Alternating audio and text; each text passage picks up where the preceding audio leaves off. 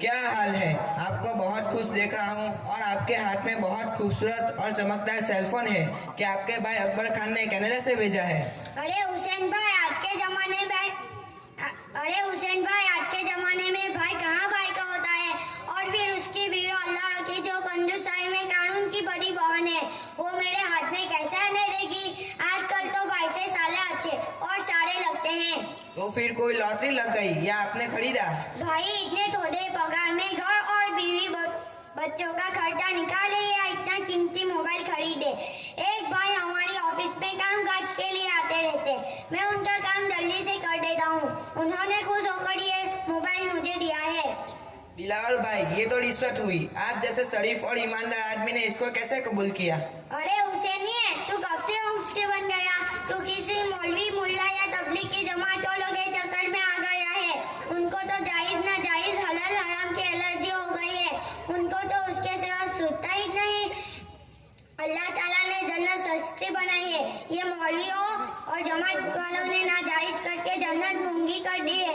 आजकल लान रिश्वत के बगैर कोई काम होता ही नहीं, जो कि पैसे के बगैर बापू लोगों की फूक भी असर नहीं करती।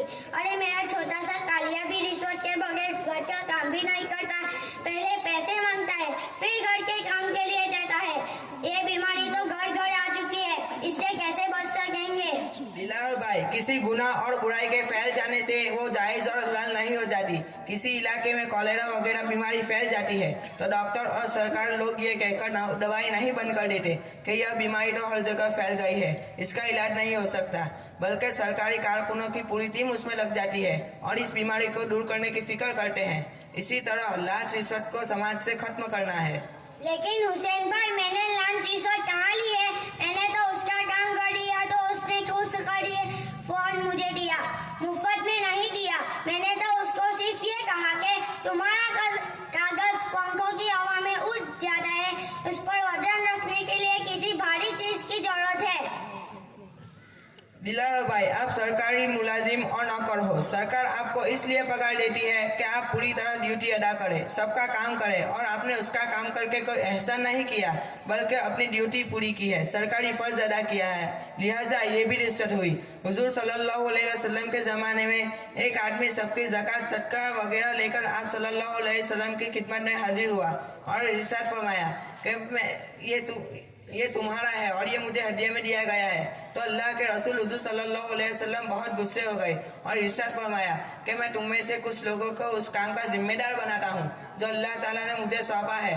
तो तुम में से एक आदमी आता है और कहता है ये तुम्हारा है और ये मुझे हदिया में दिया गया है, तो तू अपने माँ बाप के घर क्यों नहीं बैठा रहा और तू देखता कि तुझे घर बैठे हदिया दिया जाता या नहीं? दिलावर भाई, ये दीनों ईमान का नुकसान नहीं करता बल्कि देश और समाज का भी नुकसान करता है और देश से गद्दारी करता है। अरे हुसैन, ये तू किसी सरकारी ऑफिस से जला भुना दजाइला मालूम होता है। दूध से दास के छाछ ली फूक कर पी रहा है। देश को हम लोग रात दिन खिदमत करते हैं, देश को हम कितनी तरक्की पर ला रहे हैं, परंतु आजकल हमको गद्दार कहते हैं। तुझको पता है देश की कैसे गद्दारी करते हैं? वरना तेरे खिलाफ बदनक्शी का केस दाखिल करूंगा। दिलावर भाई, आप तो बहुत गुस्से हो गए। अरे जिन लोगों का रात दिन सरकारी ऑफिसों, कोर्ट कचहरी, पुलिस, रेलवे, टेलीफोन वगैरह से पाला पड़ता है, उनको जाके पूछो कि रिश्वत के बगैर छोटा सा काम भी नहीं होता। रिश्वत के जरिए हर काम कराया जाता है। गुनहगार और मुजरिम को छुड़ाया जा सकता है, शरीफ इंसान को फंसा जा सकता है, कोर्ट से गलत फैसले लिए जाते हैं। इस खुदगर्जी ने तो डॉक्टर को भी नहीं छोड़ा। बीमारों की तरफ ज्यादा ध्यान नहीं दिया जाता, बीमारों को गलत सर्टिफिकेट दिया जाता है, दवा और खाने पीने की चीज़ों में मिलावट करके आम पब्लिक की तंदुरुस्ती से खेला जाता है। देश और समाज की बेद और राज की बातों की फाइलें करोड़ों रुपयों में दूसरे मुल्क में बेची जाती है। ये देश और पब्लिक के साथ गद्दारी नहीं है तो क्या है? हुसैन भाई, आपने मेरी आंखें खोल दी है। हकीकत में रिश्वतखोर देश का पहले नंबर का गद्दार है। बदले जज है जो चुपके पूरे देश की दिवालियां निकाल देगी। अर्धा रिश्वत खाने के बारे में वहीदे और गुनाह आया होगा, वो भी बयान कर दीजिए। दिलावर भाई, मैं तुम्हारी तरह अंगूठा छाप हूँ। वो हमारे हैदर का साहब तशरीफ ला रहे हैं, वो इस सिलसिले में बयान फरमाएंगे। और दिलावर भाई, आज हमारे मदरसा में वार्षिक जलसा है जिसमें मौलाना साहब बयान फरमाएंगे। अस्सलामु अलैकुम व रहमतुल्लाहि व बरकातुहू। वालेकुमुस्सलाम व रहमतुल्लाहि व बरकातुहू। मौलाना साहब, आज से थोड़े साल पहले इतनी रिश्वत नहीं ली जाती थी, अब क्यों इतनी ज्यादा बढ़ गई है? उसकी कुछ वजह समझ में नहीं आती। जरूर जरूर सुनिए।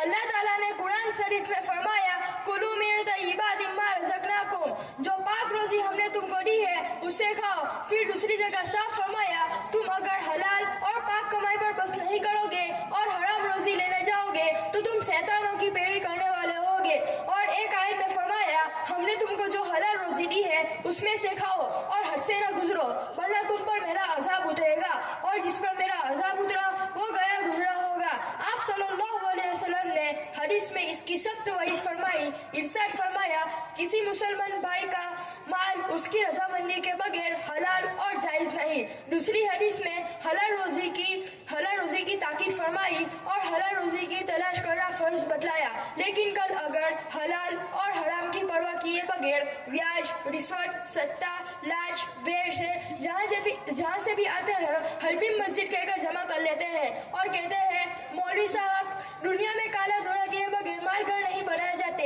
ऐसे लोगों के बारे में आप सल्लल्लाहु अलैहि वसल्लम 1400 साल पहले फरमाया कि लोगों में ऐसा भी ज़माना आएगा कि वो इसकी परवाह नहीं करेंगे कि वो क्या कमा रहे हैं, हलाल से या हराम से। वो एक सच्चे नबी सल्लल्लाहु अलैहि वसल्लम की पेशनिगाही को हम अपनी आंखों से देख रहे हैं।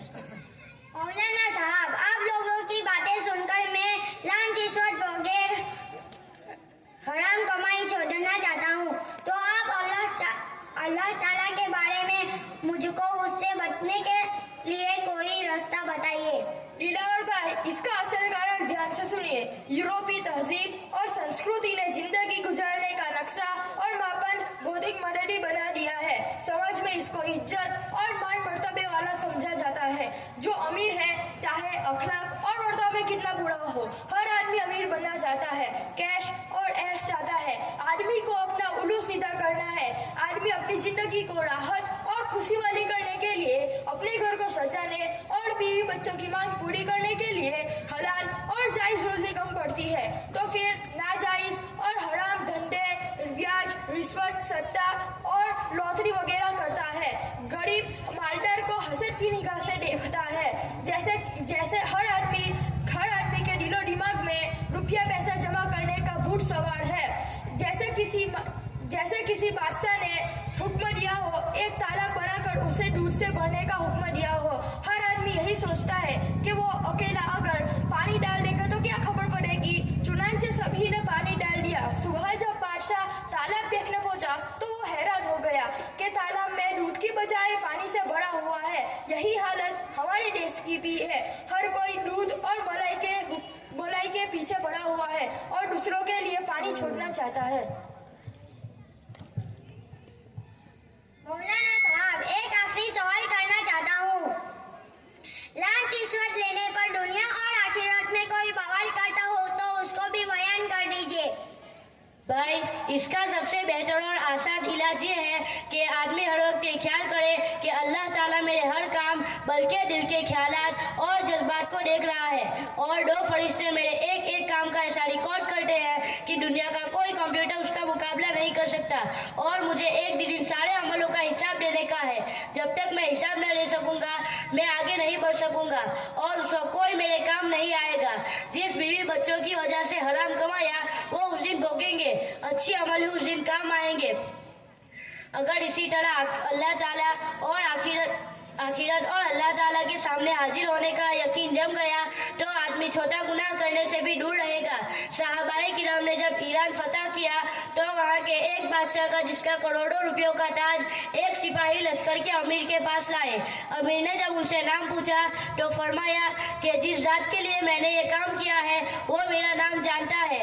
माल दौलत और राहत की सब चीज़ें, बंगलों, खेत, बागों, फैक्ट्री वगैरह सुकून का नाम है। हदीस में है कि सबसे बड़ी मालदारी दिल की मालदारी है। माल दौलत और राहत के सारे नक्शे होने के बावजूद लोगों को दिल का सुकून नसीब नहीं होगा। दूसरा इलाज हदीस में बतलाया गया है कि दुनिया के मामले में अपने से नीचे वाले यानी गरीब को देखो, फिर कभी किसी नेमत की नाशुक्री नहीं करोगे।